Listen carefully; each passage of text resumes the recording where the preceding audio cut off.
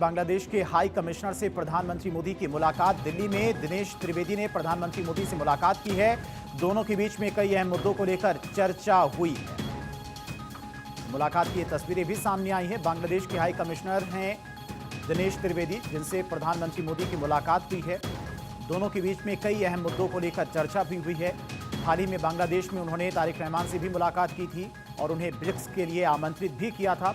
और उसके बाद आज प्रधानमंत्री मोदी से उनकी मुलाकात हुई। मुलाकात की तस्वीरें भी सामने आई हैं और असिस्टेंट एडिटर पूजा हमारे साथ जुड़ गई हैं। पूजा, प्रधानमंत्री मोदी और दिनेश त्रिवेदी की मुलाकात हुई। मुलाकात की ये तस्वीरें भी सामने आई हैं। हाल ही में दिनेश त्रिवेदी बांग्लादेश के दौरे पर भी पहुंचे थे। वहां तारिक रहमान से उनकी मुलाकात हुई थी और प्रधानमंत्री मोदी के द्वारा जो बातें बांग्लादेश को लेकर कही गई थी उन बातों को पहुंचाया था। साथ ही साथ ब्रिक्स को लेकर भी बांग्लादेश को आमंत्रित किया था ब्रिक्स समिट में।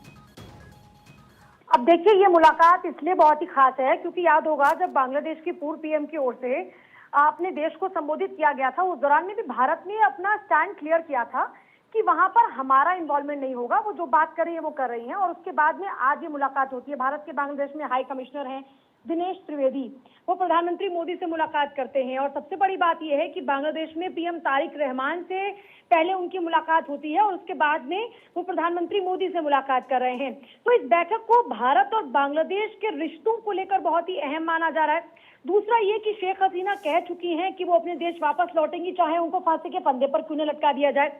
तो शेख हसीना के प्रत्यर्पण का मुद्दा भी इस वक्त बहुत ही अहम हो जाता है। दूसरा ये कि ढाका के साथ में रिश्तों को लेकर इस मुलाकात में आगे की रणनीति पर चर्चा बहुत ही महत्वपूर्ण मानी जा रही है।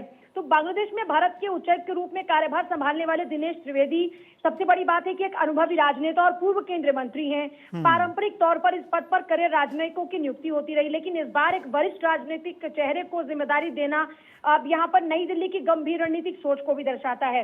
अब बड़ी बात यह कि बांग्लादेश में हालिया जो राजनीतिक बदलाव हुए और जो वहां के नए प्रधानमंत्री हैं तारिक रहमान, उनके साथ वार्ताओं के तुरंत बाद में पीएम मोदी के साथ में उच्चायुक्त की उच्च स्तरीय जो बैठक है वो दोनों ही देशों के बीच भविष्य के कूटनीतिक संबंधों की दिशा को तय करने में बहुत ही अहम मानी जा रही है।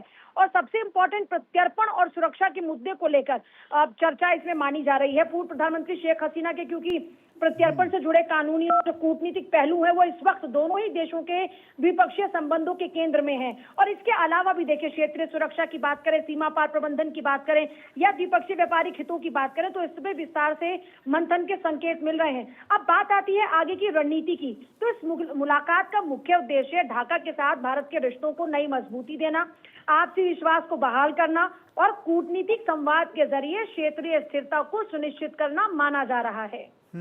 ठीक है पूजा, बहुत बहुत शुक्रिया आपका तमाम सारी जानकारी के लिए।